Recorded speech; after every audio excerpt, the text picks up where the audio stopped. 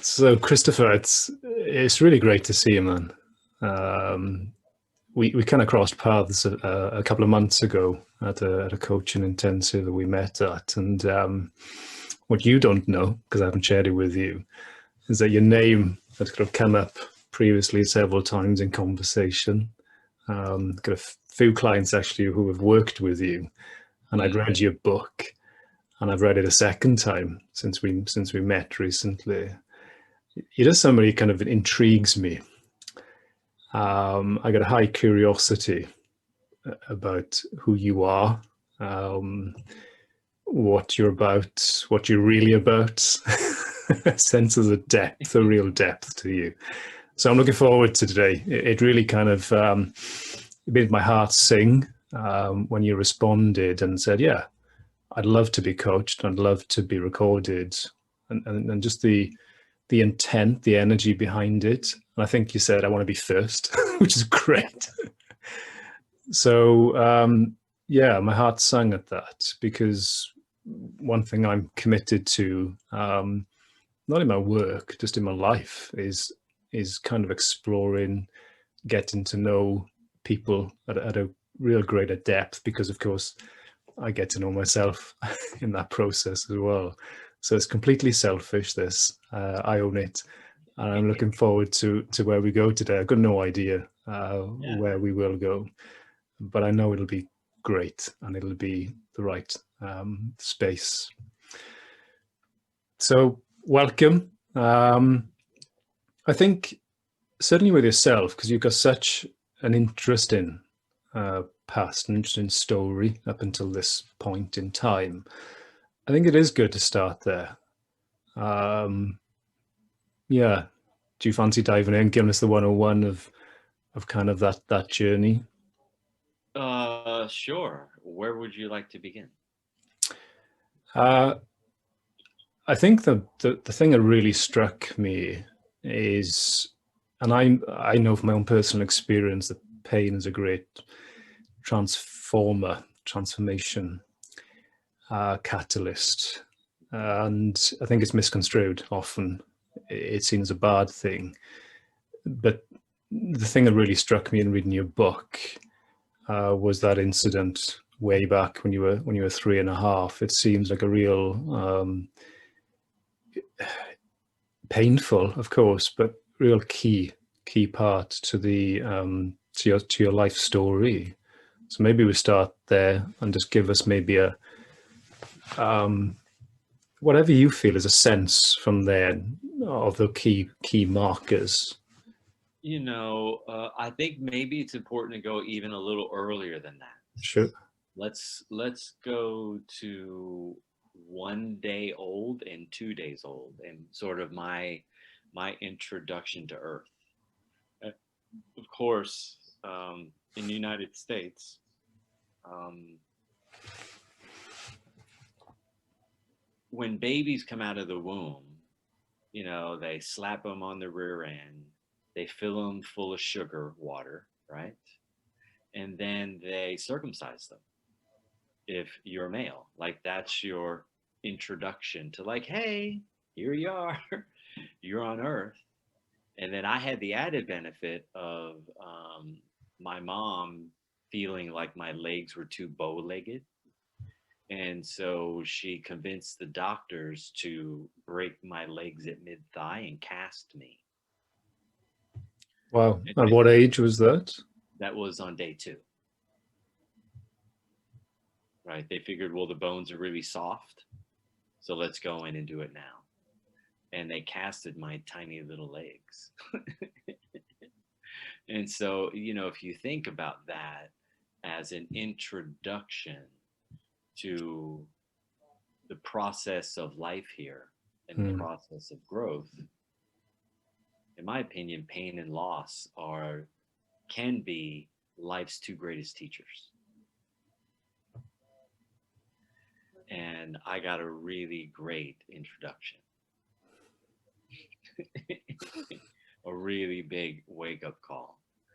And fortunate in a certain way that my mom did make that decision, because being born severely bow legged there weren't a lot of options.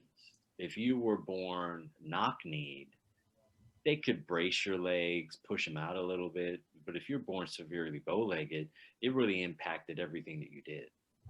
And so, even though it was painful and difficult at a subconscious level, um, it strengthened me in a certain way.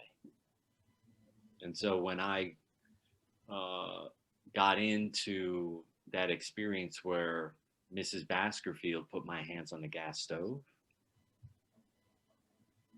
I had already been through so much pain that I could handle that and not allow my psyche to crash.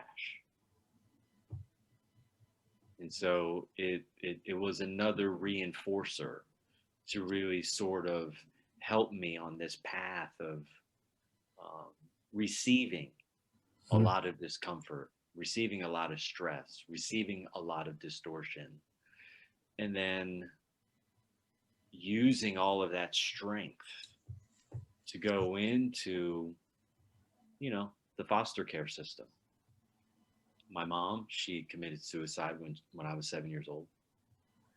And then I became what's called a ward of the state in Pennsylvania. And until my grandmother got custody of me, I was in a foster care home for 7 months. And then I got out of that situation, and that sort of prepared me to go to boarding school. And then I got shipped out to go to Milton Hershey School in Hershey, Pennsylvania. Um, and so it's like all of these levels of emotional and physical and structural and mental pain had all been preparing me, okay, to jump into SEAL training and to really push the envelope. And for me, there was never the feeling of quit. So let's just drop in there a moment, because it is a chance that possibly not everybody listening to this will know what becoming a Navy SEAL really means. Oh, You know, what kind of how many do you know how many applications they might get in a year, and how many are accepted? yeah, it's interesting. That's an interesting point. That's a question that most people don't ask. It's called 3609-7 or something like that, and it's a specific chit that you put in, and you fill out the paperwork. And before you fill out the paperwork, you have to do what's called the PNO2 test, so a pressurized test to see how your vision, how your body responds to being in pressurized air and taking down a few atmospheres. And then you have to do a very rigorous physical examination. And then you have to do a physical training test, right? They call it a PT test. You got to swim so far, you got to run so fast, you got to do so many calisthenics in a timed period, and then you got to have perfect vision. You can't have cavities, and like you've got to be put together physically. And then you have to have a certain score on what's called an ASVAB, and that's the military's way of testing your intellect. And if you got all those things together, then you can send in this chit, and that goes to Washington D.C., and then they select, right, from all of the people's scores that come in. And I got a letter in the mail. It said, "Hey, uh, you get to come to SEAL training," and it was exciting. It was very, very, very exciting. And when I got there, it was very different than I imagined, because when I landed there at night. And this is all just to get the invite to start the training, Yeah, right? yeah, yeah. This is just to get in the door, right? And then I decided I think I need to scope this place out. And so I arrived 10 days early. Mm. Okay. And I was actually on what's called leave in the military. So vacation. And I was walking around and checking things out, and I ran into this officer. Um, I was standing in the quarter deck, and so that's the entrance into walk into the compound for SEAL training. It's called the Naval Special Warfare Center. And he looks at me and he's like, "How many pull-ups can you do?" And I was like, "I don't know, 20?" Because I didn't think I should say 10. 10 didn't seem as gonna like the number was gonna satisfy him. So I said 20. And he goes, "Okay, really?" So he walks me out into the quarter deck, right? So there's first phase is off to our right, second phase is behind me, and then third phase is in front of me. And they've got this pull-up bar that goes around the entire compound, right? And it's sort of what's I'd say the circumference is like this wide. So when you're on the pull-up bar, you can't actually wrap your hands around it. Okay. So I get to like 17, and I get to 17, I come back down, it goes, "Son, that one does not count." And I'm like, "Oh my God." And then like, come back up. And he's like, "Nope, that one doesn't count." And he made me continue to keep going until I was completely exhausted. He was not going to let me get to 20. And that was a wake up call, because the sign on the door or the sign on the wall says the only easy day was yesterday. And so I got off the bar, and then I said bye, and I walked out of the quarter deck and decided to check in the SEAL training right after that and forego my leave and get everything going. And it was, it in of itself was another journey. It was a really, really, really big journey. So, as we just capturing the mile markers of your journey to this point, what I'm hearing is that you were born, there was a lot of suffering early on, in multiple ways, physical ways, emotional ways, mental ways. For sure. Yeah. And it prepared you to be, well, one of the fittest guys on this planet, because that's what it takes to be a Navy SEAL. I've read David Goggins' book. I know what Hell Week, at least from a reader's point of view, looks like. And you were down to what, 1.8% body fat at one point. Yeah. That's just ridiculous. Because I shared it before, I did an Ironman last year and I got down close to single figures myself, but 1.8. Yeah. That in alone, for anybody listening to this who's got a sense of what body fat is and has measured their own, will know that is right at the extreme of, an interestingly extreme of fitness, but also extreme of health, question mark. For sure. And that was the thing so let's fast forward through SEALs to post SEALs, when you're then in Olympic training, track and field. And that's when you make that call to, I think it was your mate Jeff, right? Yeah. Take us to that point, because that is what happened after I got out of the SEAL teams, and all the stars were aligned for me, and everything worked out really well in my life when I was involved in sports. And so I thought, you know what? I'm going to go back to college. I'm going to find a really good coach, and I'm going to train for the Olympic trials. And I found a really good coach. I got on a team and started training. And every 3 months, I would end up with another injury. And first it started at my foot. It was my left heel. And it went from my left heel into my left calf. And then went into my left knee. and then it went into my iliotibial band, and then it went into my adductor, and then it went to the back of my hip. And then I got in a car accident and it went deep inside of my hip, and then it went into my shoulder and then into my neck. And so it kept traveling up my body. And, that in of itself was extremely frustrating because I adopted a principle from SEAL training that says all you have to do is outwork the other guy and you're going to win. And what I didn't understand is, okay, that was true in SEAL training, but if you continue to do that too often for too long, there's eventually a cost. And, Who, who was running the far, other? Who was the other guy? the other guy, that, Yeah. what, for which part? You mean my buddy Jeff Higgs? No, when you said all I have to do is outwork the other guy.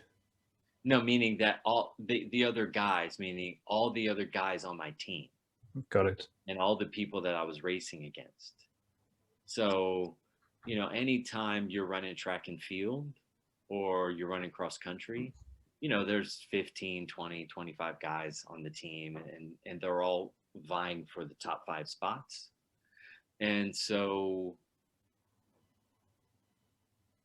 I'm winning in practice, yet I'm losing on race day. Hmm. Right? Because I'm putting out so much effort because I've adopted that SEAL team mentality is that you go out and you work harder than everyone else.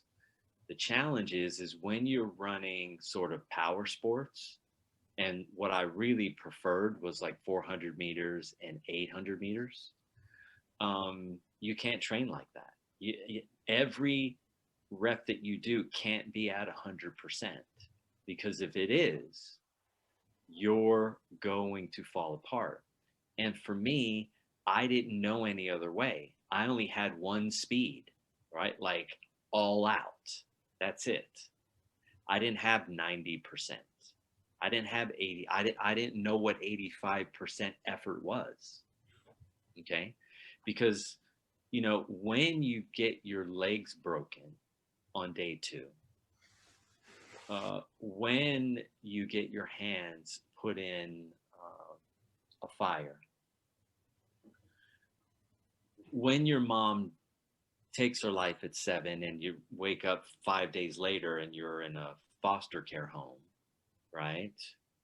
You only know how to go all in, right? I didn't have a choice. When I was dropped off at the front doorstep of the foster care home, there was no, hey, are you okay with this? Does this work for you? It Sure. was like, no, I have no choice. I have to be all in on this experience right now. And so that worked against me.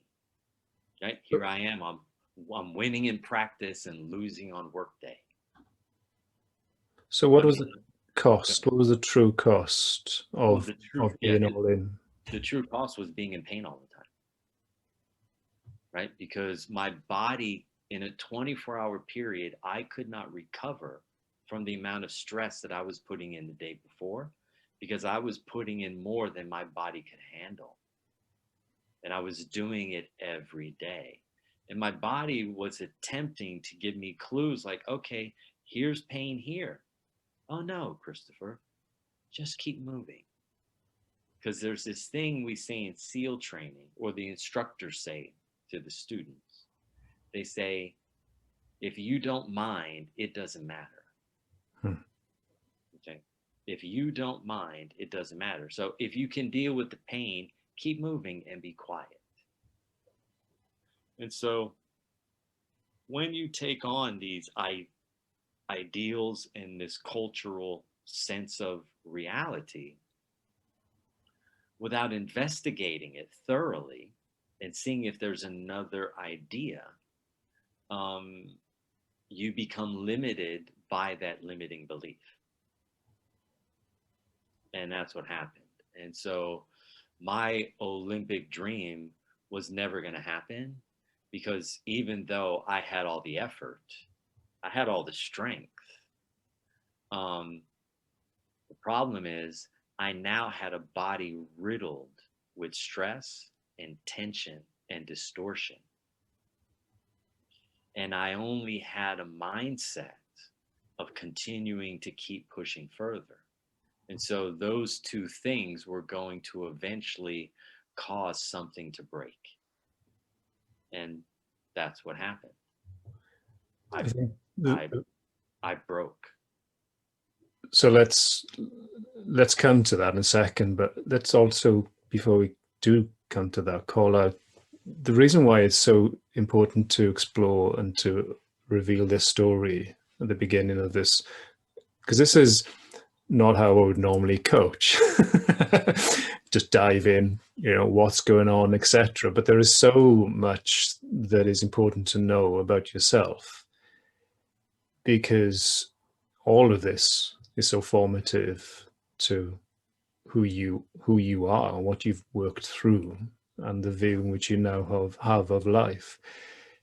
And the story you just told is, I would say, an extreme form of what many people go through in their corporate lives, business lives, Yeah, where they are, if you don't mind, doesn't matter. yeah, You are ignoring the signals time and time again. You are pushing through barrier time and time again. You're not listening to your physical pains time and time again. And you think you're winning.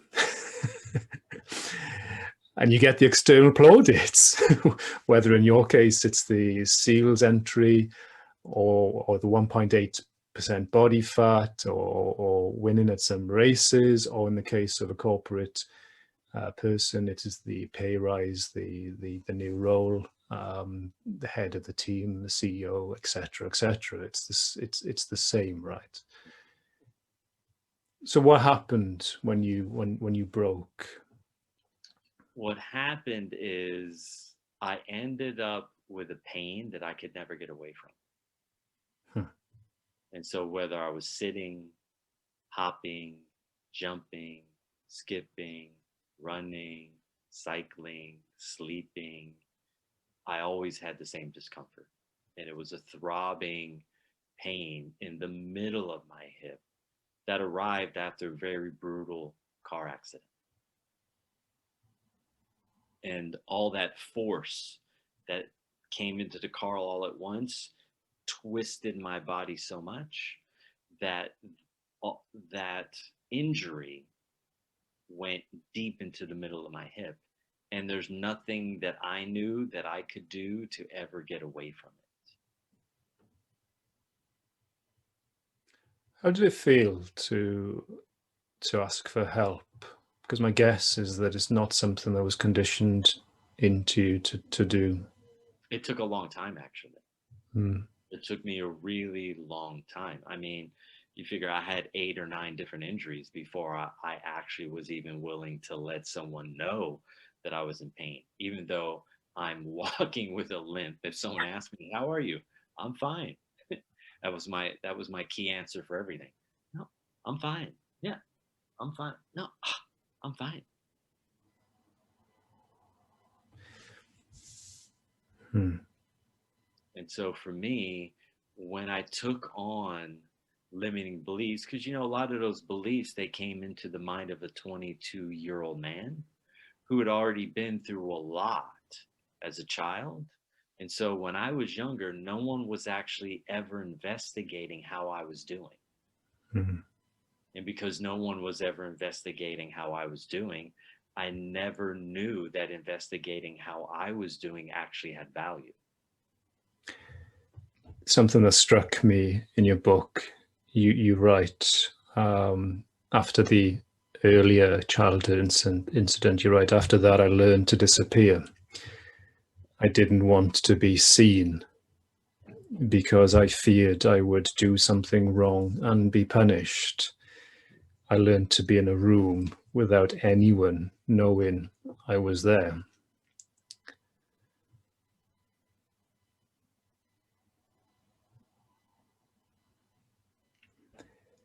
And I Once, had very specific strategies, sure. Once right? once you learn to soothe yourself, eventually you don't need anyone to soothe you. That's right. Powerful words, Christopher. Mm. I think a lot of people can resonate with that. So that point when you did ask for help, when you called your buddy, Seals buddy Jeff, I believe, Yeah. um,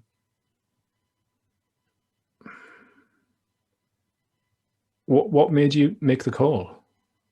What made me make the call with him is that one, I trusted him. Two, he was a guy that was in SEAL teams. Three, he was an athlete. And four, he was a friend that also had a similar background to me. And so I always felt safe with him and I could always trust him. And he was into some alternative things that I didn't really know much about, yet he was the only one I felt like I could actually reach out to. It sounds, are you familiar with Joseph Campbell's Hero's Journey? I've heard of the book. People talk about the book. I haven't read it myself. Yeah.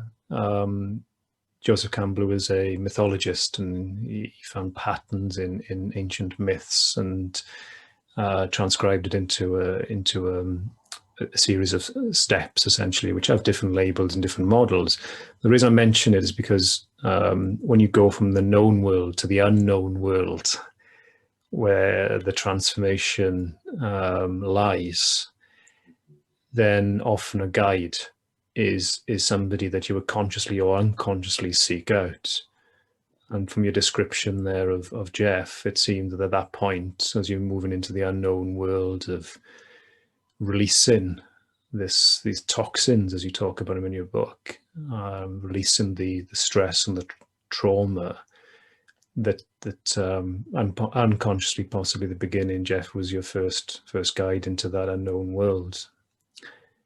So let's just cover kind of, there's a funny story, I know, when there's a yoga mat and there's the juicer and all of that, and people can dive into the details in your book. I don't necessarily want to sort of use our time today to go in through all those details, because you've done other podcasts with that story as well. But give us the flavor of that, because it's important. That Jeff was the catalyst for the start of the work before Goscu and Chinese medicine, etc., etc. So give us the flavor of that journey. I mean, the flavor of that journey for me is once I had the positive experience that I had with Jeff, then suddenly I was on this path. He guided me towards Rolfing, and then that led me to the next piece, and that led me to the next piece, and that led me to the next piece. And then once I started to have even greater experiences with people, I started to open up really quickly to this idea that I could get things to change. I could get a shift in my internal discomfort. And all I needed was a little bit of effort. So basically, I took SEAL training and I turned it into HEAL training. And I went with anyone that I could find that the next person would lead me to. I say, okay, do you know anybody else that does? Oh, hey, I know this lady over here. And then I would go meet with her. And then that would lead me to the next person. And so at the time, I was very grateful for the little bits of change that I was getting. The challenge is the tools that all of those people had. It was like bringing a screwdriver to a job that needs a sledgehammer. Hmm. And I needed a sledgehammer. I needed to be able to generate maximal amount of force while pushing into someone so I could get maximal amount of change. And in all of those therapies and all of those practices, they were doing something to me, but I wasn't really involved. And so it felt one sided. And then I continued to keep reaching out, telling my friends. I started talking about the things that I was going through, getting more comfortable with anyone really. And I guess really the thing that I didn't understand is that once I went into being open, I suddenly realized that, oh, most people aren't really open. And so I was sharing all these details and all these experiences that I was going through, and they were sort of like looking at me, not really understanding how to take me, because I was telling all this intimate information about my life. And I didn't have the understanding at that time then that, oh, you don't share those kinds of things with people until you've established a certain amount of rapport. Freaking them out. Yeah, they're just they are getting overwhelmed by the openness. So now I'm shifting, right, from the pendulum's gone from extreme right over to extreme left in terms of letting people into my personal story. But the common factor being extreme. That's right. The common factor being extreme, right? And when you first start to get tension and stress out of your body that I've been holding since I was 2 days old, what most people don't understand is the doctors broke my thighs, right? They broke my femur bone at mid thigh. The challenge was they never took out the tension that caused the bow leggedness. So here I have straight legs, but I have all the tension in my muscles as if I have bowed legs, right? And so as I learned later through Chinese medicine and other practitioners and Taoism and other practices, that the bladder meridian, which is what we would call your lateral hamstring, because it's on the outside, it's the muscle that when it's too short has the ability to pull your legs outside, and it holds them there in this fixed position. And now here I am in a body, the legs look straight, but I've got this bladder meridian that's super tight. And the bladder meridian is the center for honesty, right? So I went from never really allowing people in on me to allowing everyone in on me, right? It's a tiny little bit of tension coming out. And, it ultimately for me was a positive experience. Might have been difficult for some other people, yet I never allowed that to change the way that I was being. Like when I got into transformation and I started to see radical change, I was okay upsetting the apple cart because I was understanding that I was finding parts of myself that had been hidden from me, hidden underneath the tension, hidden underneath the distortion, hidden underneath the stress. And here I am, an adult male, right? And I'm moving through the world and I'm finally getting in touch with these juvenile aspects of my personality, and they're having to catch up, right? This 7-year-old and this 5-year-old and this 3-year-old, they're having to catch up to this 29-year-old man. And it's happening really quickly. It would be like if you went home and you said, honey, it'd be so nice to own a hotel. And then you said, I'm going to go to the grocery store. And you came back and there was a hotel right next to your house. And when you walked in the door, your wife said, hey, here's the keys to your hotel. Like it was happening that fast. And I was learning about myself, but at the same time, I was learning about the human process. Mm. I was learning about the inner psychology, the difference between inner self-esteem and outer self-esteem. And it was very profound. So a distinction that struck me in your book was the distinction between inner honesty and outer honesty. Inner being you have a handle on yourself, and outer is that you share it so others have a handle on you. I like that distinction. Maybe we'll come back and explore that, how that's showing in the present moment. But let's just fill in a little bit of the gap first. So we've got this trauma, this stress that's built up through multiple events of different types. We've got a guy who knows nothing other than to be all in on his experience, because that is the only option he's been given in life.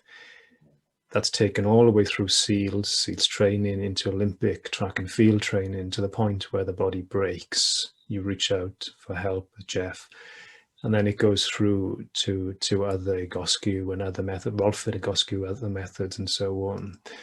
And there's massive, I'm sensing a massive incubator of revealing on oneself, inner work, working with others, helping others to transform. And I think there was a period, wasn't there? It was 7 years where you just worked on yourself before you then worked with others. So that's a sign of I think that speaks volumes of yourself as well, Christopher. Doing the inner work before serving others. Yeah, well, the thing is that I had done work on myself before I started serving others, yet ultimately, probably by the fourth year of getting into transformational work, I was starting to work on others. And so the part about that journey for me, in terms of the timeline, is I spent 7 years really devoted. Like anything and everything, anyone I could talk to, any book I could read, any course I could go to, any country where there was a really amazing course. And the really interesting thing about this whole process is that source and spirit was always directing me to the person who was the creator of whatever was created. And so I was rarely ever in a position to work with their students. I was getting the information from the horse's mouth. And I was always put in front of these very interesting masters, and and humbling myself to learn as much as I could from them, and simultaneously leading as many people as I could to them to receive the same benefit. You know, I was always into sharing. Mm. If I had a good experience, I wanted to shout from every mountaintop to go, hey, go over there if you've got knee pain. Hey, go over there if you're having a difficult time sleeping. Hey, go over here if you have constipation. And so I got to be able to go in these systems and again dive all in and see what was relevant. If this system said, hey, we're good at these 62 things, I would put that system to the test, and then I would find out, okay, really, you're really good for this. You might say you're really good at these other things, but not really so much, but you're great at this one thing. And I started to piecemeal together all the best tools from each one of these systems. And it sort of it allowed me to synthesize these systems and create a very powerful process for myself. Then that, as you eloquently put, translated into me then being able to share that and take others through the process. But I was willing to look under every stone. Okay, if you said, hey, drink celery juice for 55 days and that's it, sure, okay, let's do it. And I would go in and I would get the maximum benefit that I could. The before we come to kind of what's present for you in this moment, the story in the book that really made me smile was your commitment to the dark exposure. Yeah. Was that was it some 30 days or something in the dark? And That was 28 days, but it's a really funny story in the sense that I arrived and I put all my stuff down. I got ready for bed the first night that I got there, and I had a really nice roommate, and I suddenly started getting this really sharp pain in my tooth. I was like, oh my God. And I mean, I had to get help. So I went to the front desk. They said, oh, we're going to take you to town. They took me to town. I met with this woman, and she said, hey, we've got to drill out the nerve out of your tooth. And so she takes me through that operation. I get done, and I get back to Chiang Mai, Thailand, just in enough time to enter into the dark room. So I don't know. I haven't met anyone, right? Usually you're there the day before. Ha, what's your name? Where are you from? And then I wake up in the morning, and I never did any of Mantak Chia's practices. And so I'm having to touch the people next to me to figure out what position they're in.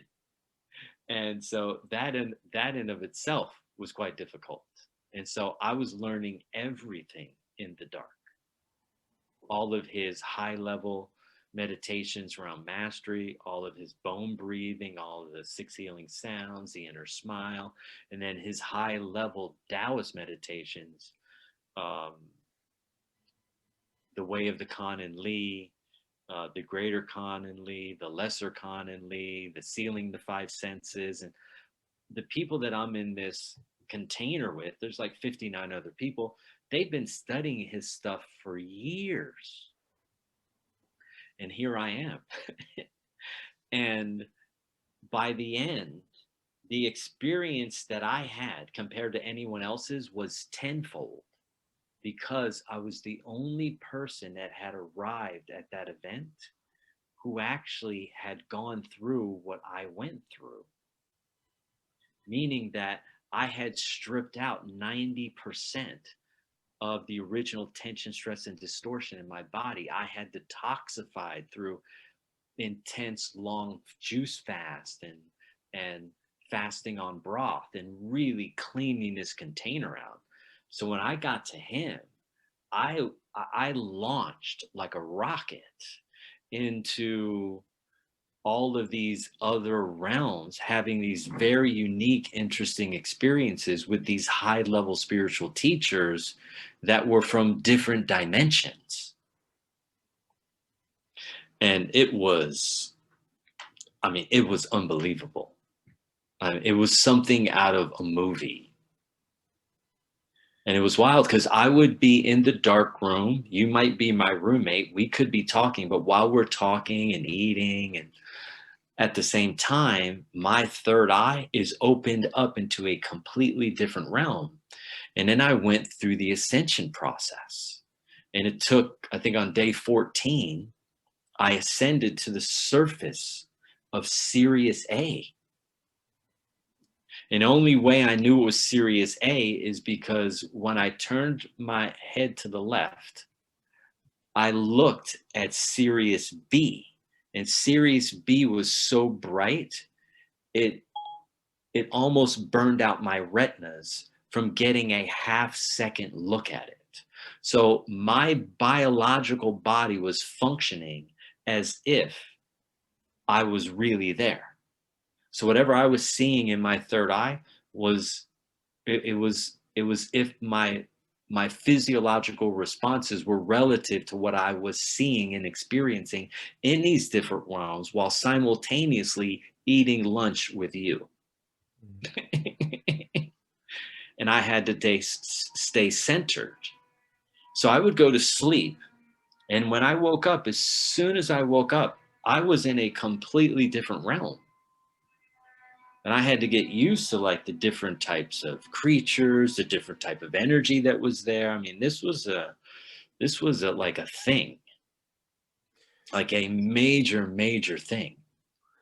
What I'm picking up from that is what becomes possible in terms of one's experience when distraction is removed.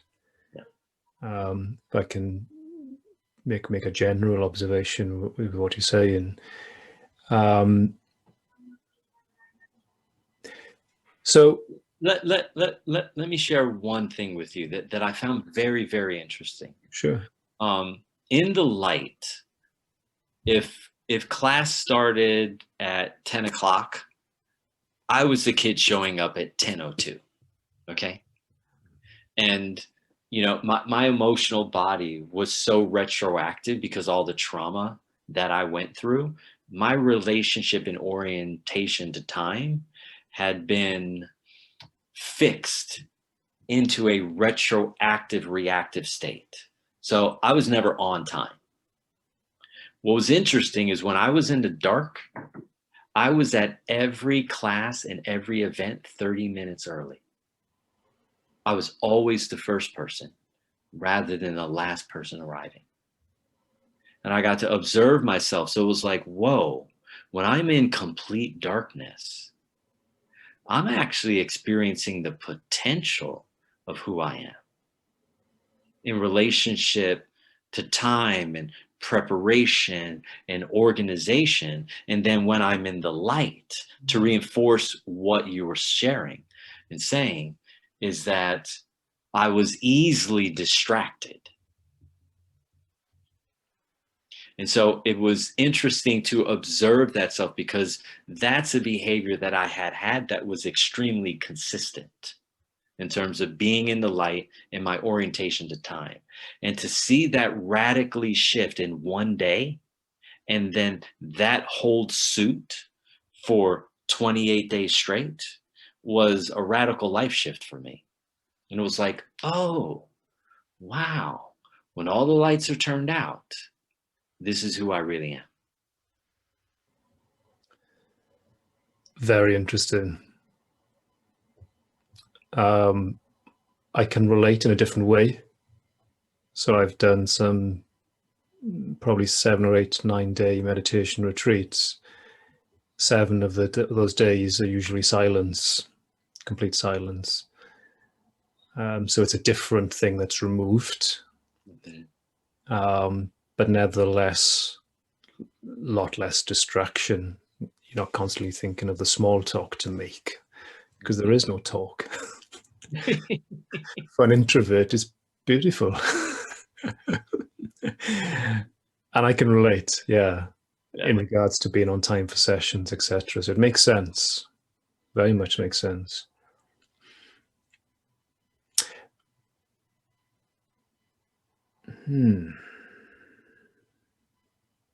One thing you mentioned a moment ago, you inferred to, is the power of the of transmission through word of mouth. You talked about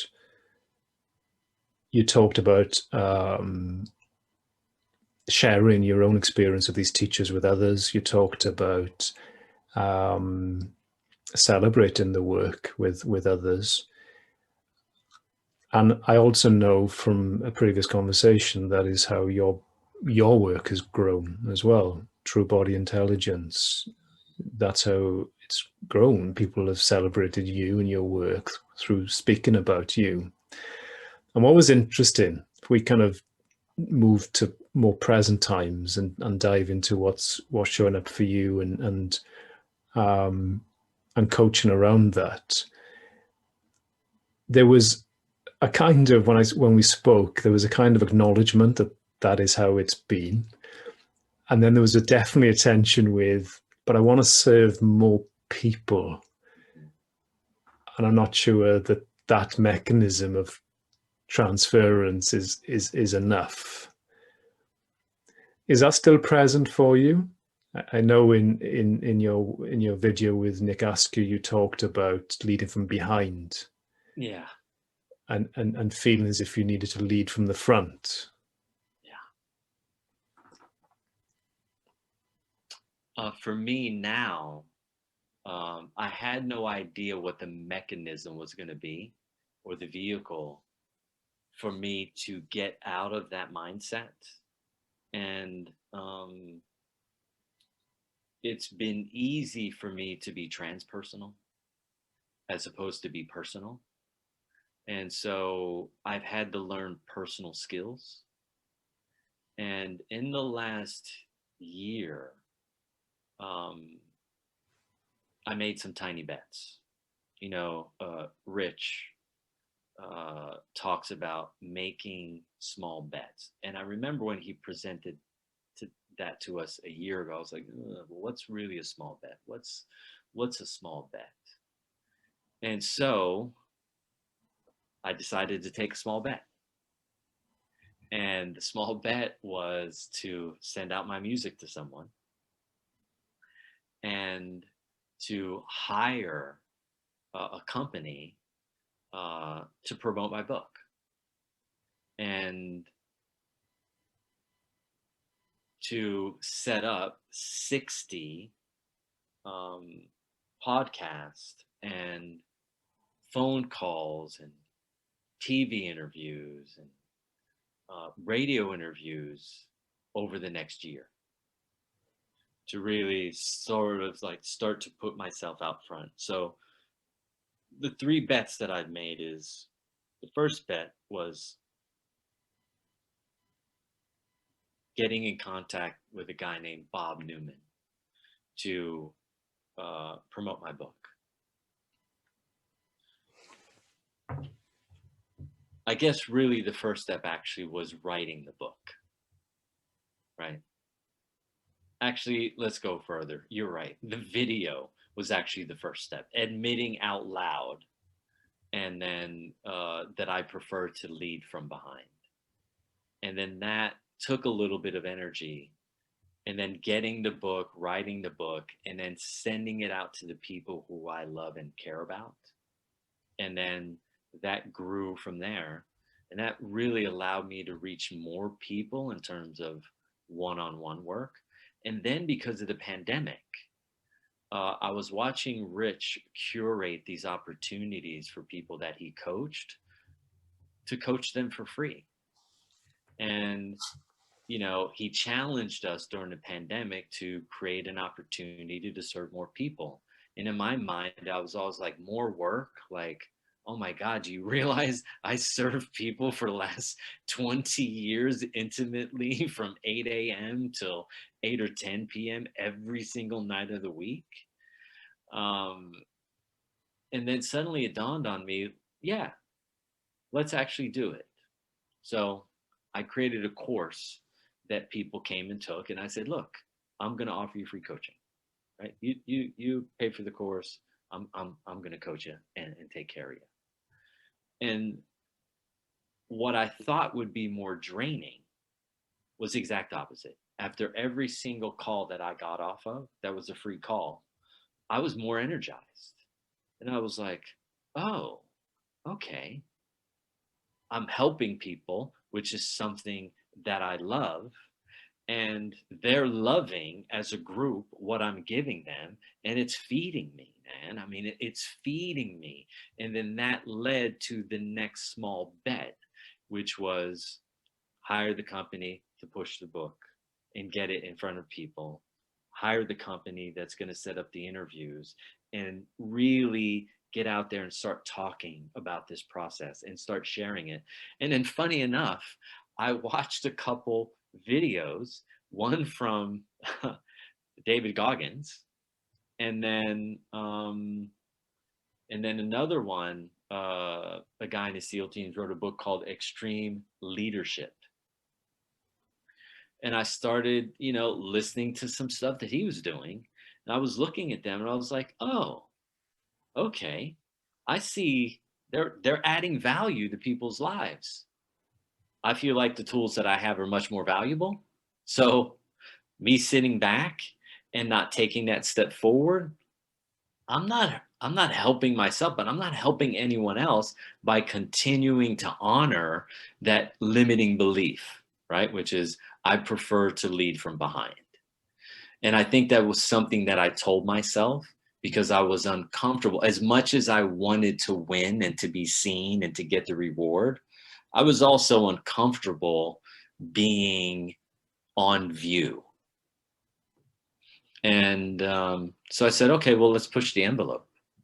And then I started sending music that I was making to the people in 4PC and to friends that I went to boarding school with. And every time I would make something, next thing I was sending, instead of 10 people, I was sending it to 15. Then I was sending it to 20. Then I was sending it to 30. Then I was sending it to 50 people. And it's sort of, I started to get this positive feedback, and I was like, oh, okay, it's okay for me to be on display. And then I remember somebody came over and they were like, hey, you have a guitar there. Would you play a song for me? I was like, this is a client session. I shouldn't be playing music for them during one of my sessions. And I was just like, you know what? Sure. So I pulled up my guitar and I just started playing in front of them. And I watched myself just start singing. And I was like, I'm usually really uncomfortable playing in front of people and singing. And so there was these little tiny baby steps. And it's got to the point where I went today into the studio, my first day of recording live, and produced a really beautiful song called Freedom. I mean, it needs a lot more work, yet it's a step. And then I let the producer video me while it was going on. And then I sent the music and the video out to everyone. I'll send it to you afterwards. I didn't want to send it to you before because I didn't want that to impact what we were going to get into. I didn't want to get distracted. And that's a big deal. It's like another place for me to be on view, and I don't have control over how people are viewing me, right? Like for me, that's a really big growth state.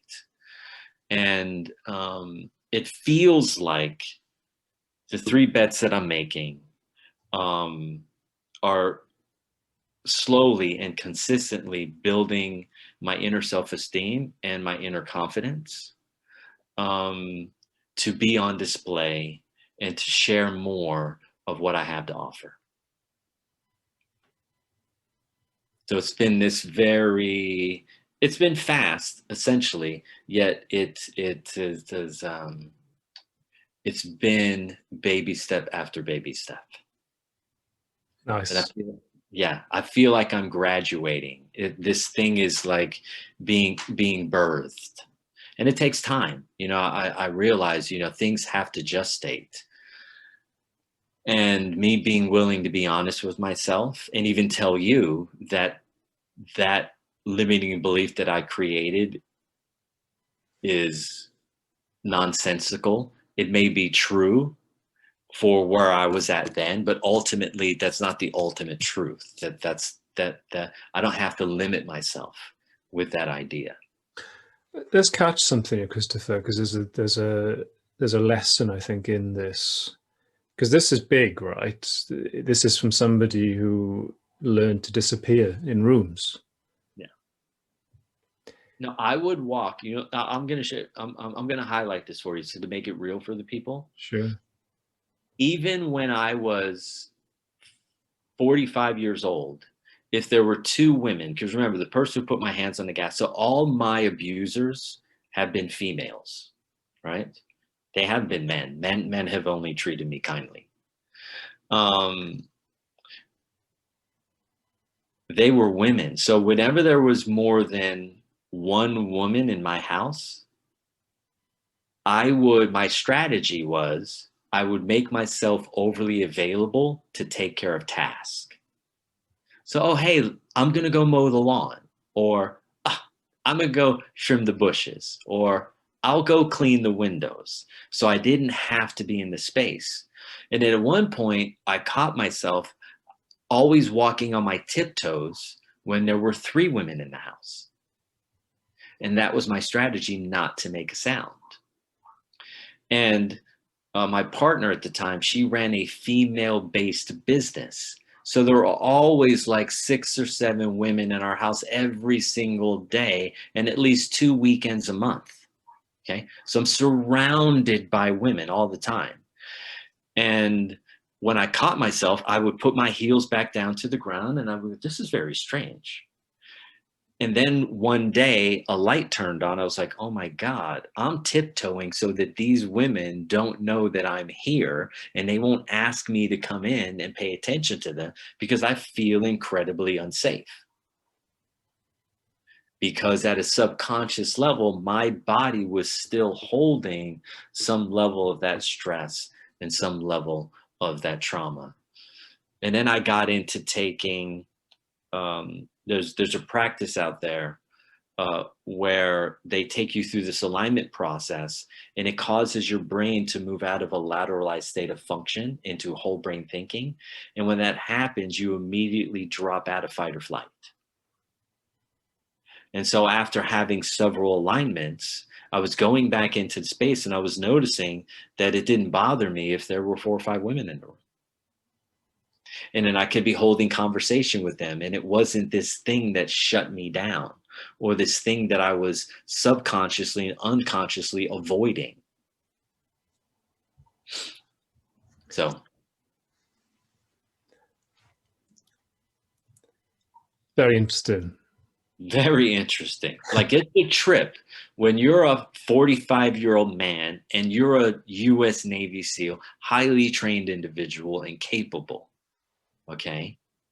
And I'm walking on tiptoes because there's 3 women in the house that are totally safe women on a spiritual path, super kind, vegetarians, do yoga in the transformational community, right? Like, that's a trip. Mm. And then to be able to unravel that, right? And get yourself into a state of being settled. What was very interesting, the second that I noticed, the gift came to me to then resolve it.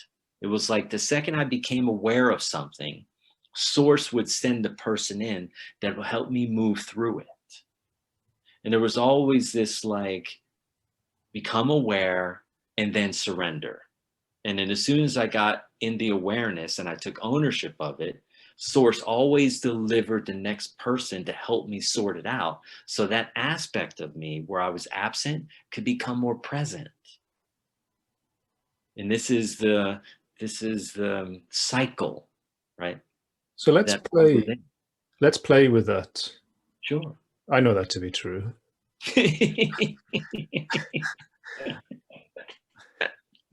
Yeah. What's your next bet?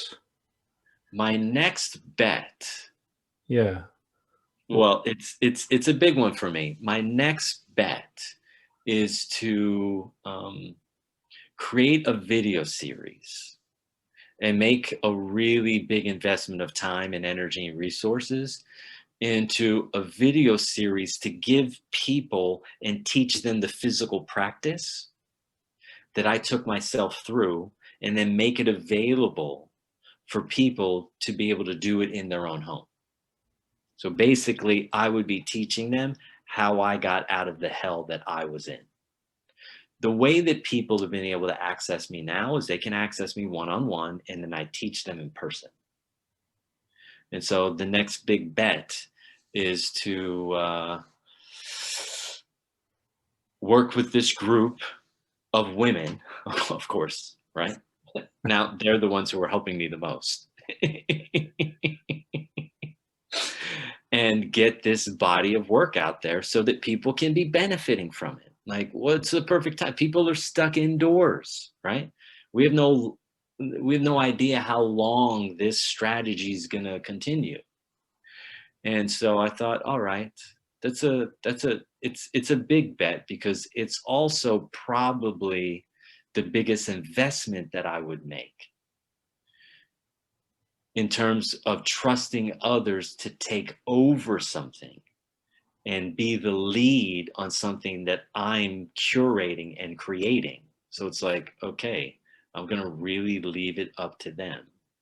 And so that feels like a bit of a risk, yet simultaneously, to be honest with you, it feels good to let go and let somebody else handle that stuff and start to look at myself as talent rather than the person who supports the talent.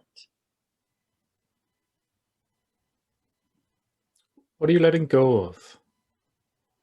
Control. Needing it to look my way in order for it to be okay, and my timing. Yeah. and a hefty amount of resources. So along with that comes letting go of, maybe another level of scarcity consciousness. Like, well, will there be enoughness? And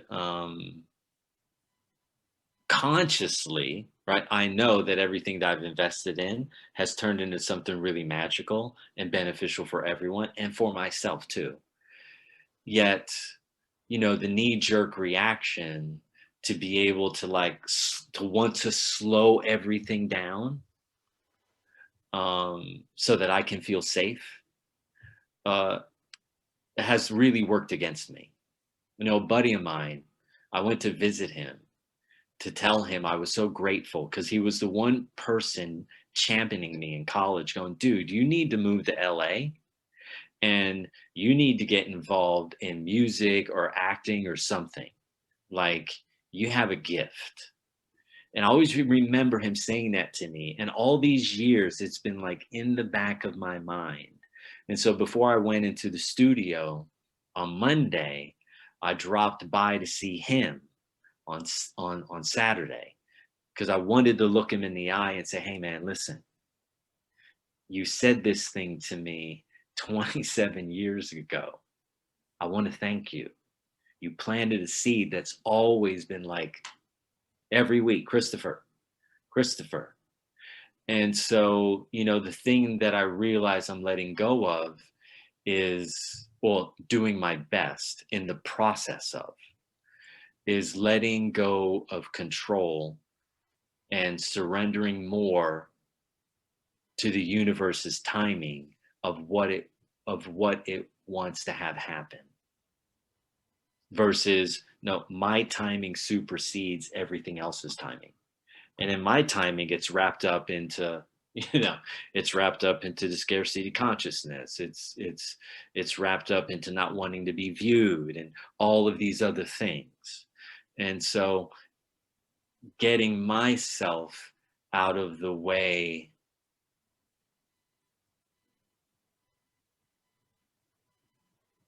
of my fears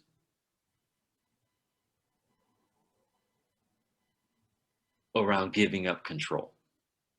Because, me personally, it's an interesting conversation we're having now. Because I've become so good at soothing myself and controlling all the aspects in my life,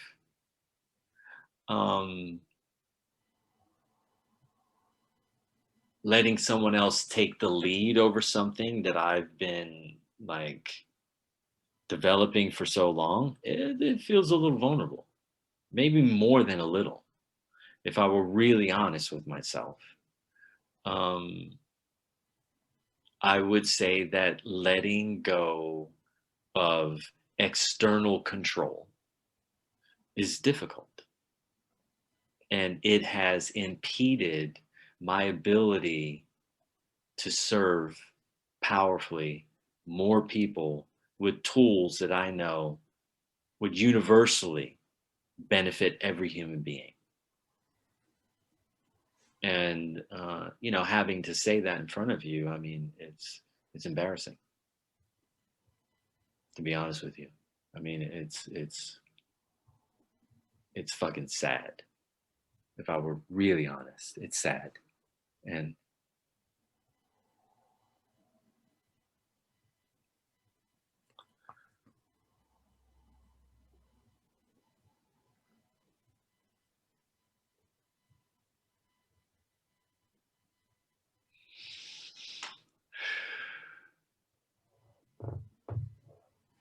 Where's the sadness? Where do you feel it? in my chest, in my heart, in my lungs, in my thymus, and my jaw, uh, in the upper back part of my neck. It's just this clenching, and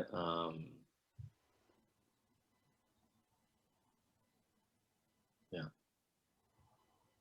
I have to get out of I have to get in the way of, having powerful conversations like this, and allowing something that's been hidden from me to move. Um, because if you'd asked me that same question 3 days ago, I may have a completely different answer. Yet, with someone who has the ability to hold a spacious space, but also be really deep and make me feel safe and comfortable, allowed me to admit something out loud that I may not have admitted to myself at the level that I admitted it to you. And shit, that's vulnerable in of itself. And now I'm coming to the realization, oh, other people are going to be viewing this, and I'm okay with it. Yeah, I'm okay with it. But it's sad. I mean, it's sad. It's one of the reasons why I wanted to do this, is because I sensed that there was a part of you, and there is a part of you that's not yet being seen fully. Yeah. And it's a very beautiful part.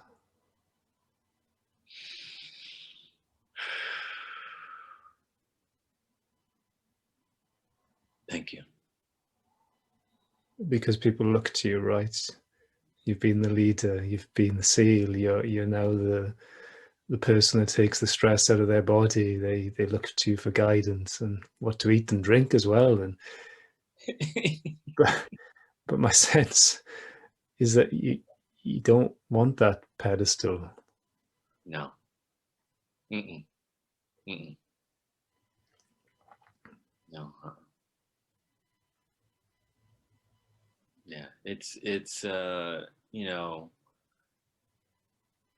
when I'm spending the energy and feeding the pedestal at the same time by refusing to um,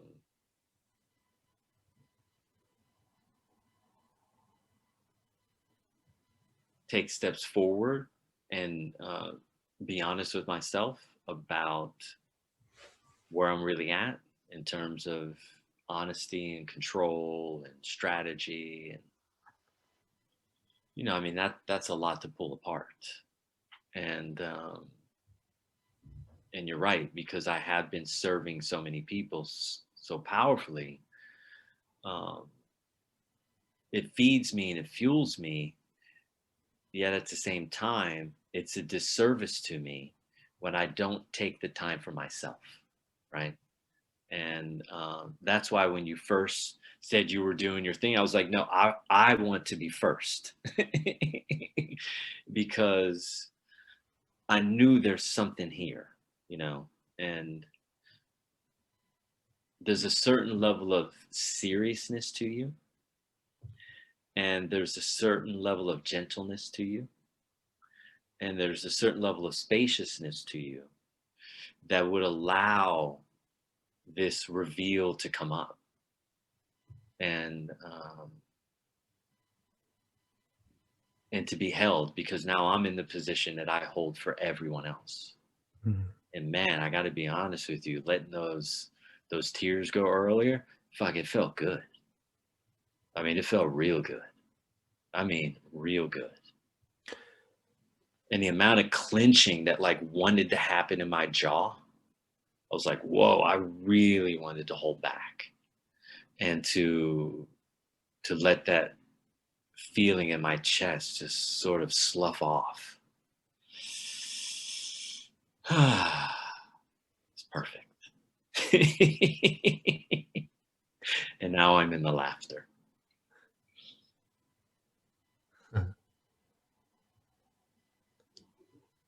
What else needs to be released? Let's see. That's a good question.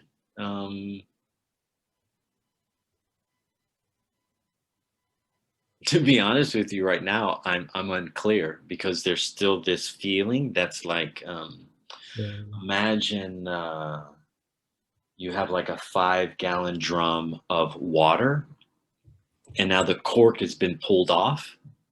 And now the water that's in it, there's a pump underneath, and it's slowly draining out, right? And so as that empties, I probably would be able to figure out what's underneath.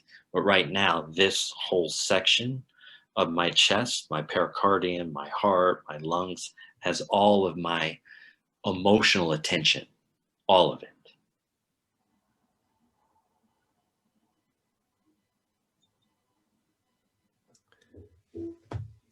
I mean, I could mentalize something for you, but I would be manufacturing. Sure. Maybe you can come at this from a different direction. I think sadness is a great teacher. All emotions are great teachers. Mm. I think the sadness is I'm sad that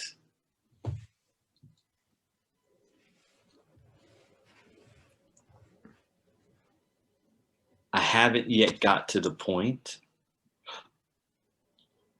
of serving the way that I know that I can on a bigger stage to help other people. Yeah. It's like it's in relationship to time, and yeah, the studio that I'm at, it's in a section of town of Los Angeles called Skid Row. Mm-hmm. So when I pull up to go to the studio, well, guess what? There's homeless people everywhere, right? And so, I live here in the marina. I rarely see a homeless person. And now when I'm going down there to do the thing that feels the most impactful way of feeding myself, what I'm buttressing up against is this homelessness. And it was very interesting because each day when I got out of my car, a homeless person came up and said hi to me. Hmm. It was like, hey, what are you doing here? My name's such and such. I really like your hair. And they struck up conversation with me, which is funny because when I'm here in Marina Del Rey, no one is ever coming up to me and striking up conversation. But here I am in Skid Row, and 2 days in a row, I've got people dealing with homelessness that are coming up and offering attention and affectionate conversation. And it's kind of like got me going, wow, this is, maybe there's a way to serve these people. And then the guys that I went in with to start co-creating the music with, one of his passion is that he wants to figure out how he can start serving the people that are homeless in his neighborhood. And I was like, oh, this is interesting that this is all coming together in this way. And then the first song that I wrote, the opening lyrics are, she rides the waves deep into my heart. I've got piles of wounds. They've been pulling me apart. Sad as I go, I'm feeling so alone. I'm in a room filled with souls, and all I want to do is run. Take a piece of me, claim it for your own. I'm so lost here. Maybe you can make me whole. So those are the opening lyrics, right? And I'm someone who likes to see the synchronicity and the interconnections and really connect the dots. And so this whole time that I was living in Marina Del Rey, I've only run into one homeless person, okay? And that homeless person, guess where he was 2 days before I went to the studio? You know where he was? He was in my garage. And I've been going and I've been feeding him, not even thinking about where the studio is, because I had no idea where the studio was. I was like, okay, here I am. I'm feeding this homeless guy. I'm checking on him at night, making sure he's a blanket, he has fluid and stuff, and making a comfortable place in my garage for him to park himself. And then finally, when I go to the studio, I'm introduced to this homelessness again. And the guy says to me, what's the first song that you want to work on? Let's talk about the lyrical arrangement, right? And I start sharing those with him, and I start realizing that, oh, you know, here I am in a body, but there's an aspect of me that's homeless. Right? I mean, there's an aspect of me that's absent. And how do I collect and find, those original parts of me so that I myself can then be whole enough to be able to risk, right, getting onto a bigger platform and serving people more powerfully and not losing myself in that. What if So what say if, that. what if you already whole, and what if the work was to get lost? I mean, there's both of those, right? Like, I consider getting whole, getting lost in all the ideas that I've manufactured about reality that are just limiting beliefs that were passed on to me, right? Yeah. So Sure. Who's the she in the lyric, the opening lyric? Who's the she? the she is God's love. So there's God, and then love is a feminine quality. Not So it's not your mother. no, no, no, no, no, no, no. She rides the waves straight into my heart. Is God sending love to me, right? And enough love to me that I'm willing to look at things that are unseen, that are hidden from me. Yeah.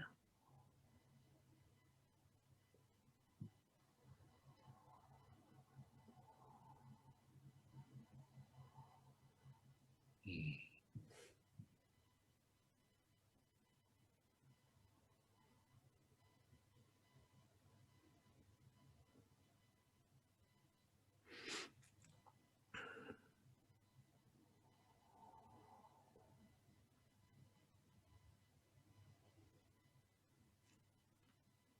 The affinity makes sense. You were homeless at 7, as I understand it, when your mother took her life.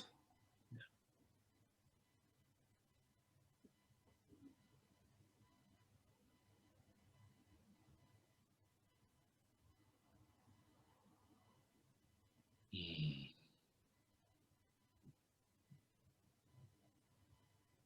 It's interesting when you're 7,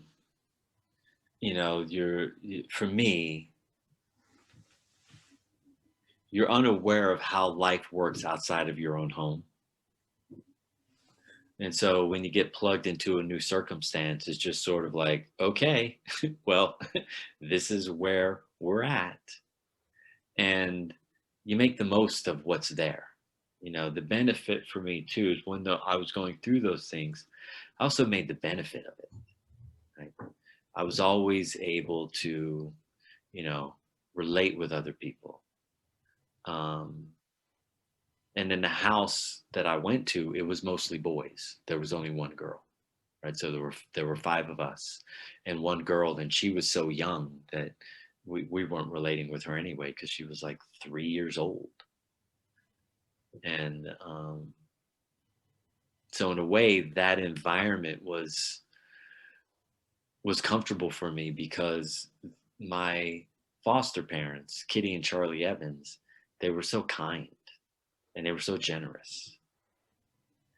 And they really made me feel welcome. And play was a big part of their strategy on how to manage the children. So they bought us all bikes and we rode around and had fun and we're always outdoors. And, maybe in retrospect, if I look back, maybe what they wanted is a peaceful, quiet house. And so that's why they bought us bikes. I need to get these 5 boys out of the house. Okay. And And so they were really sweet to me. They were very sweet. And when I graduated from boot camp and before I headed to SEAL training, um, one of the people that I visited was Kitty and Charlie Evans. I found them. That would have been what, 18, so 16 years later. And I got to say thank you face to face. You know, look them in the eye and go, hey, I really appreciate you. And then I went back and then I found my third grade teacher at the time because he was very nice to me as well. I found him and wanted to let him know what was going on in my life and how much I appreciated him. And you know, that felt good to be able to recognize their contribution to my life was positive. Who do you have the opportunity to be so that somebody comes back to you in 20 years and says, You know expresses that gratitude to you you? know that's interesting. It happened. It happened 3.5 months ago. Mm. Uh, I got a text from a guy that I allowed to come live in my house, and he was 18 at the time, and I let him live with me in my bedroom. I got a futon in there, and he slept in there, and he sent me a text that, hey, listen, I want to help you in any way that I can because of the contribution that you had to my life. I know I am the man that I am today because of you. And that felt really good. Yeah, that felt really good. Really good.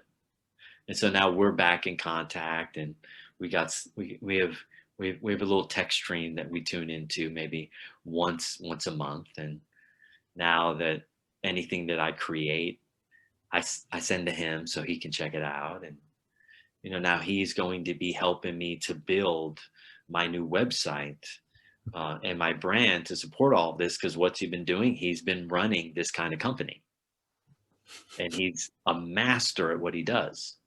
He's also a black belt in jujitsu, and now he runs his own training studio, helping young men to become and grow into self-responsible, conscious men that are adding good value to other people's lives. Yeah, and so it's the cycle of life. You reach one, and someone reaches 100 other people. Whether or not they come back to me is irrelevant. What's most important to me is that they get out in the world and they give back. You know, they multiply the energy and the time and the consideration and the effort and the consciousness and the awareness that was brought gracefully to their doorstep.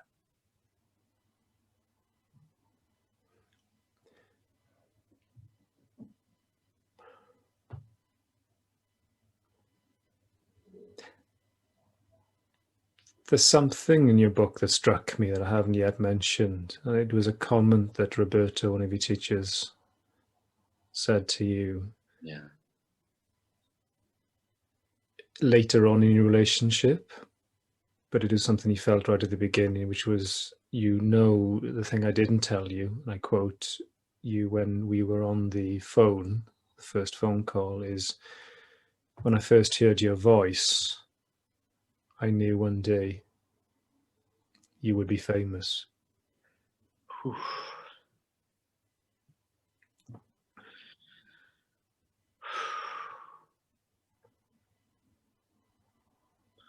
Can you accept that? Radical acceptance is something they train in SEALs, right? Yeah.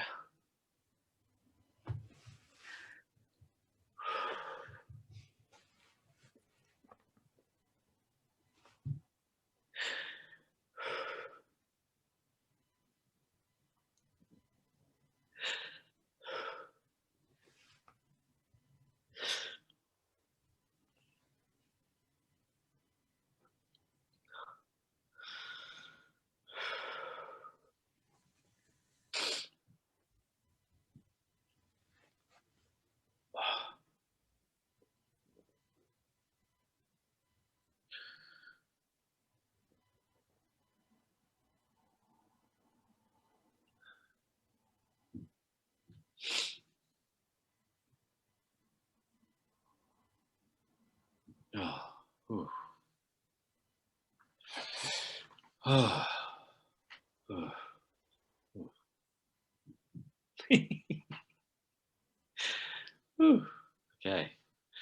That was big. Yeah, that was very big.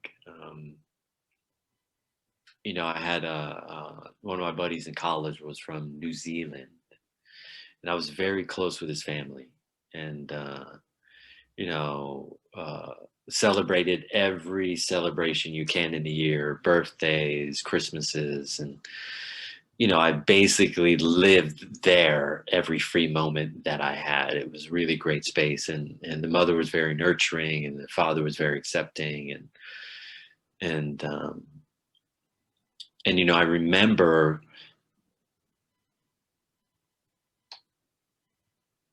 hearing that from him, and then sharing that with her, and then because I was so close with the family, I I didn't have any idea how much everybody the impact that I was having on their life, right? I was aware of what they were having on mine, but I wasn't aware of maybe how safe and how good and how loved and how cared for I made them feel, because it's in my nature to highlight to other people the most beautiful things that I see about them, whether they're male or female, whether they're young or old, whether they're homeless um, or living in abundance, whether they're in acceptance or judgy and guilty. That part of me is always there. And when I shared that, I wasn't aware at the time. Um, but I think that hurt them in some way, because after that, in a short amount of time of me sharing that, the relationship was broken. And yeah, and I remember that was the cost, right? Like, it's funny that we're going through this now, that I had to lose a family that I trusted and cared for me and that I cared for, because being famous was, and to me that translates to being impactful, um, was going to cost me something. And at the time when I shared that from a very innocent place, uh, I wasn't aware that there were holes in people's lives in the family that I was filling in. And so when those tears were coming, that's where my mind and my energy and my emotions went. And it was really great to be able to have the awareness of, like, oh, that's why I've been holding back on this. Mm. Because, when you don't have a family, and then you finally get a family that treats you like family, like how you imagine family would treat you, and they're vested and they're interested in what you're interested in, and they want to help you evolve as a human. And yeah, I think I've been avoiding um,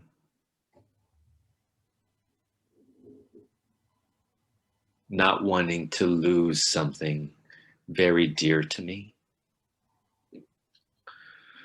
for my choice to be impactful and um, step into my destiny to serve powerfully. Um, yeah, yeah, that hurt me in a way that I didn't visit until today. What choice are you going to make moving forwards? Because you have one family and you have your global family that need your work.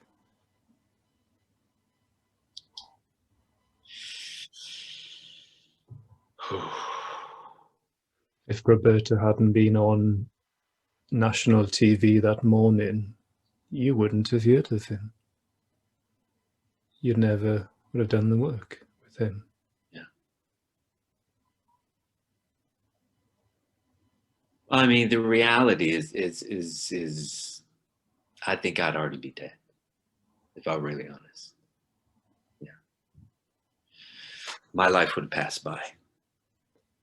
I would have gotten severely sick.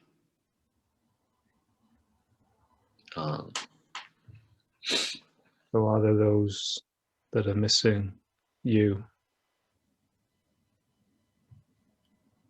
because of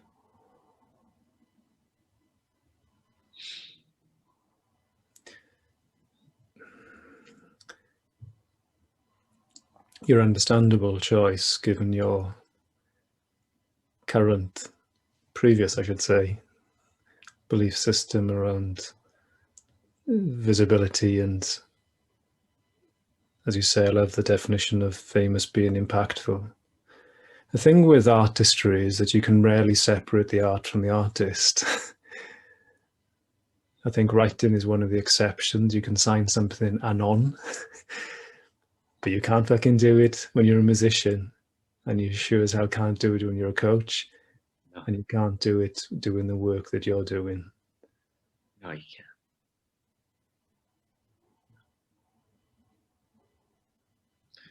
I mean, the thing that really hit me is when you said, your global family. You know, I spend Sundays, I have a call at 10 a.m. with people that are from all around the world: South Africa, Greece, Germany, Luxembourg, Scotland, Ireland, England, and Madrid, Argentina, Peru. And it's really impacts me, like, in such a positive way. And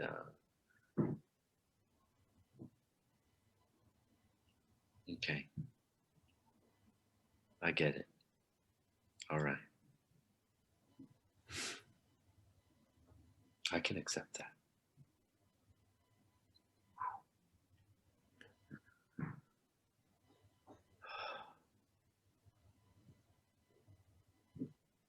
Okay.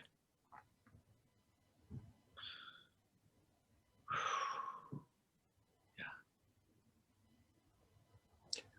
What are you giving yourself permission to do or to be in this moment? To be visible, to be seen, to be impactful relative to my potential.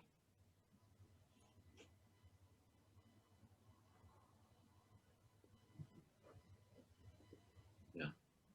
What does impactful relative to your potential mean?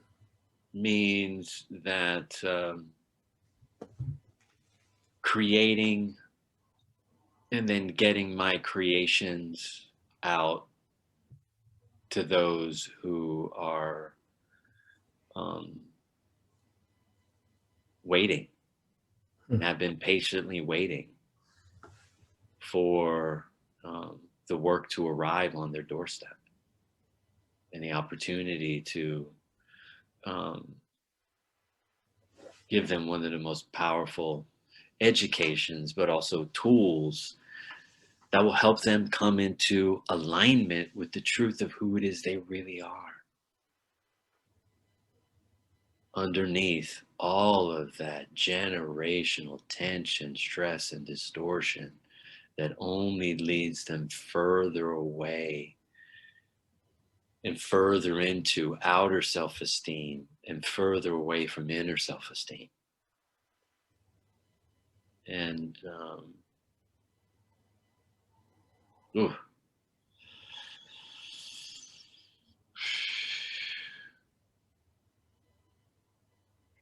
that was impactful.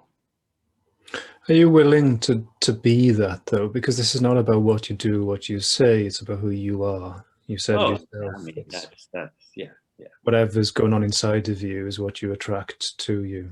yeah, yeah. Are you sure? Because it's safe to be invisible, right? When you're I out mean, out the garden mowing the lawn, you're not in the house with other people. yeah, I mean, yes, it's safe in that way. Yet all of this, everyone being forced inside, right, is now in a certain way had the opposite effect on me. Meaning all these bets have been made while we've been forced inside. It's sort of like the same thing that happened to me when I was in the dark. Suddenly there was no distraction, and I was the first guy, and I was the most prepared, and I was the most ready, and the most organized. And now that everyone's forced inside, the same thing is happening again. It's like I'm like all my energy is now going towards going outside, right? And being available in a completely different manner. I'll send you the song. The song is called Freedom. The first part of the song is basically I realized after listening to it for 6 hours straight last night that the first part of the song, the first 4 minutes, is only really a placeholder. And meaning She Rides the Waves is a completely different song. And then the last 4 minutes of the song is where the magic is, right? That's when like I fucking let loose. And Much like this call. yes, yeah, I kind of let you, you know, indulge yourself and others in your story. It's useful. It's yeah, good. It's cool. yeah. But I sense I've really seen you in this last part of the call.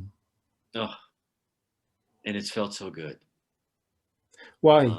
What's good about it? what's good about it for me is me seeing me and Hmm. feeling me on the inside of these levels of energy that are ready to slough off. Like I knew, I was observing myself last night, and I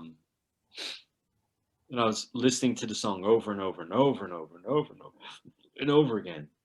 And I watched the hours of sleep that I was going to have were fading, right? They went from like 8 to 7 to 6 to 5 to 4 to 3 to 2 to 1.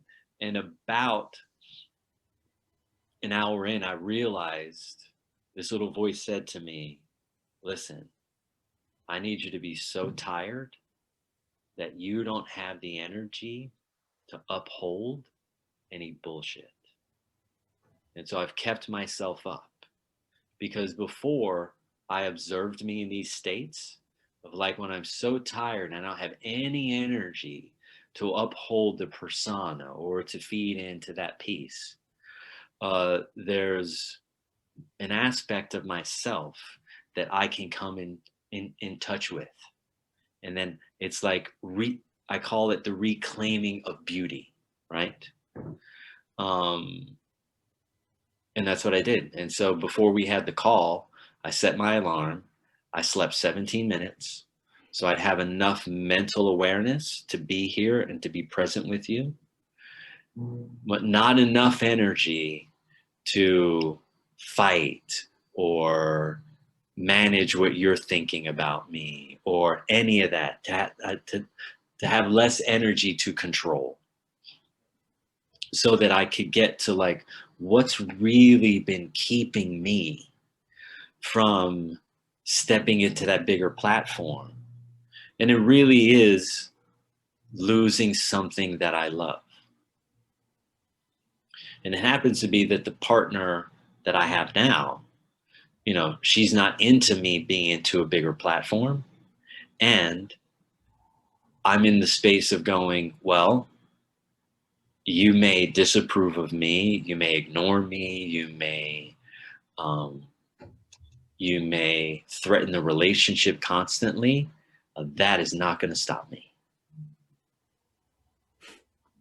And so even though I have this person in my life that I love and I care for and I cherish, uh,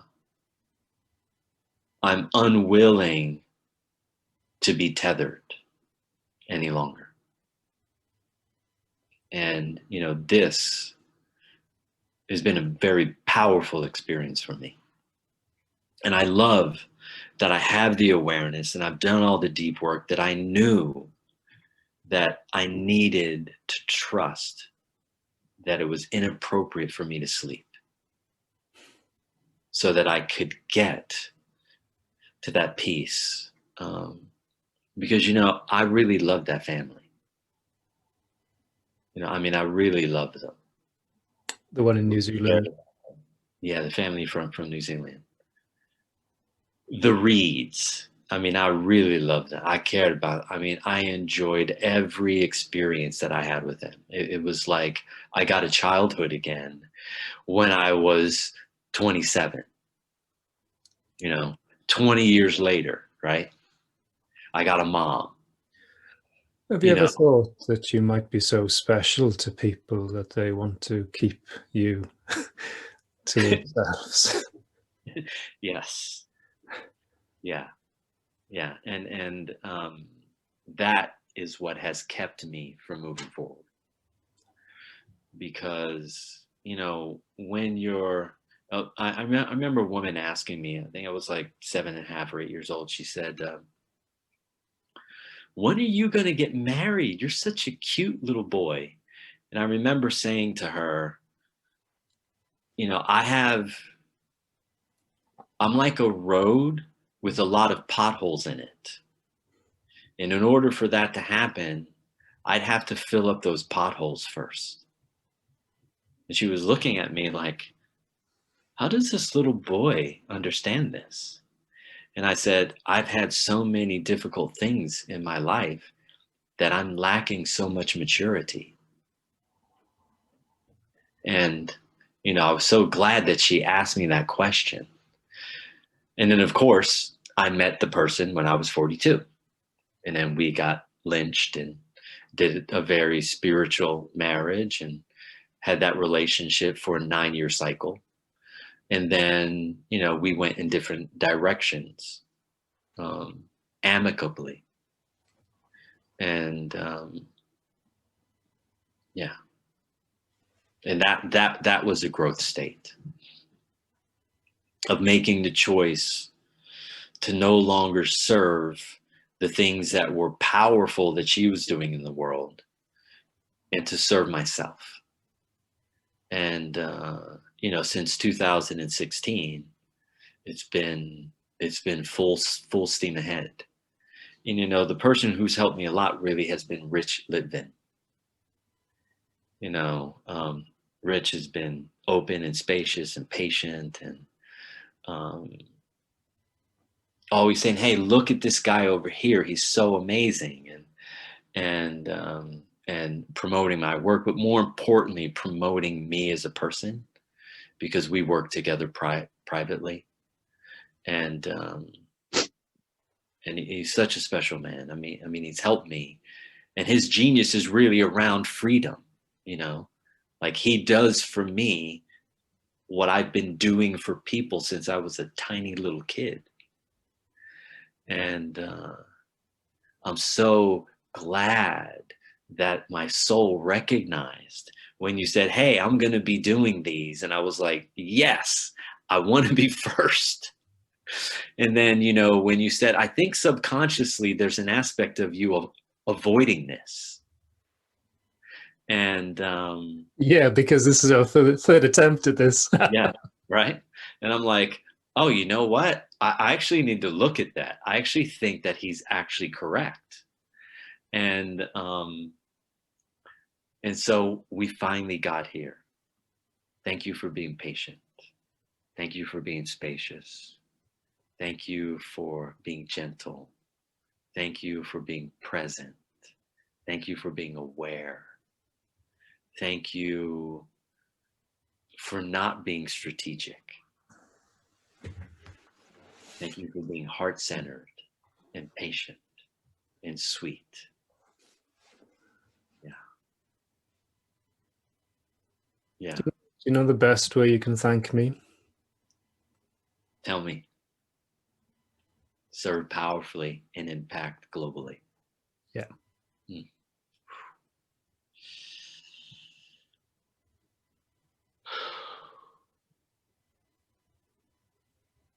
You know, what's funny is this song, I sent a text to a friend who had listened to it, and then he wrote back to me, and then I wrote back to him, and I want to read this to you. Um,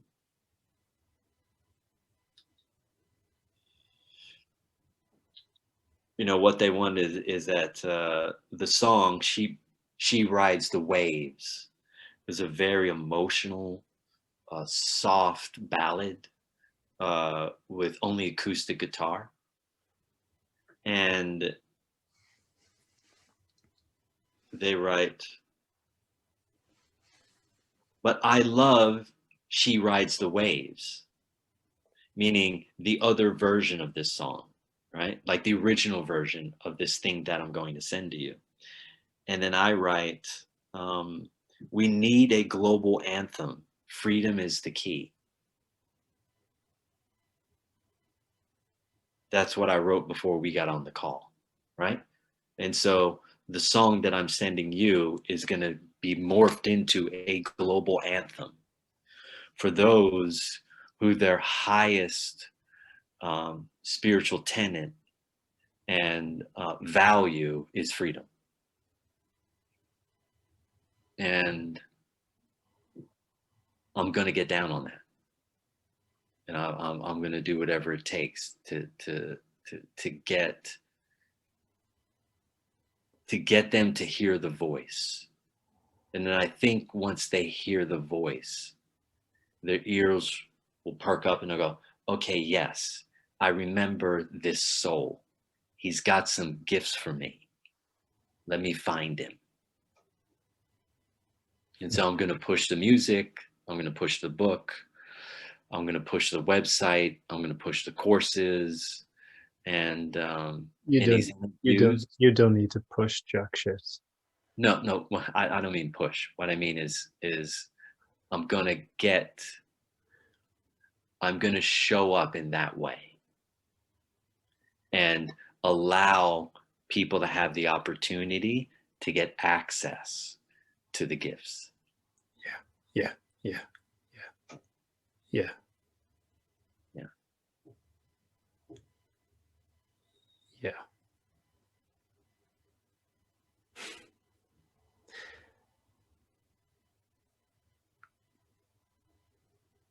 Untethered soul is what springs up to my mind in this moment. Hmm. There's a great book, as I'm sure you know, by Michael Singer. Yeah. But even forgetting the book title, it's just the two words that show up for me that captures what I'm saying in front of me. I'm excited for you. I'm excited to see what happens from that untethered soul. Me too. And I love that our conversation earlier was about being tethered.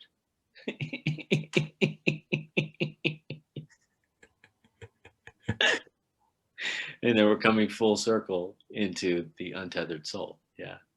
Yeah, that's the key. And sometimes you need to be tired. Yeah. Physically, mentally, emotionally. Tired to the point of this is now too painful. It's too painful not to change.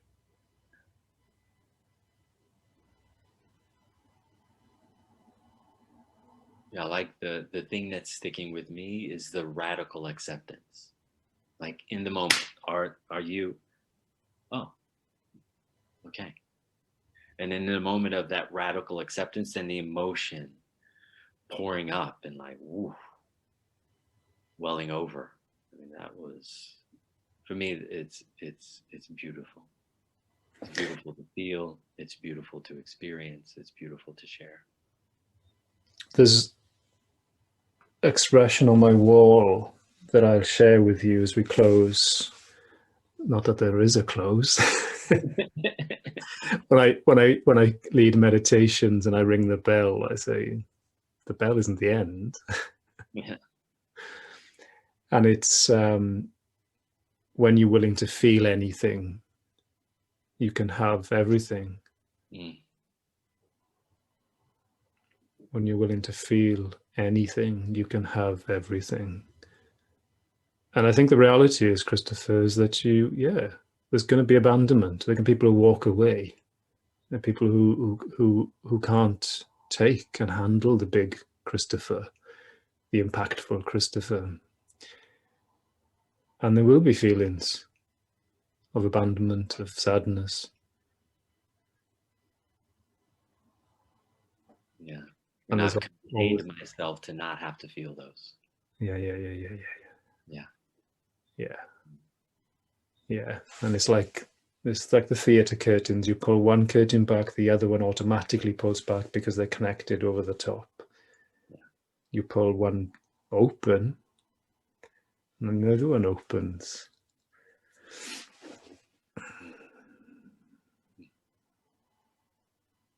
When I'm ready to feel everything, I can have.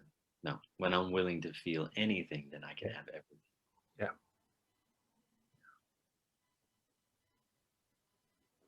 And what I know about you, even from the short time I've known you, is that you have the ability, you most certainly definitely have the ability to feel anything. You can hold anything. Hell, you've done it, mate.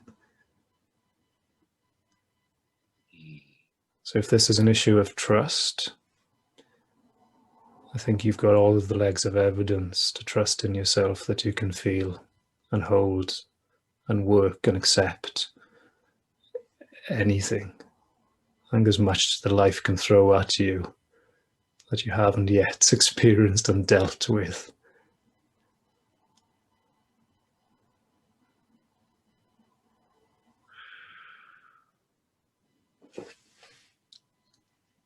So the training is done.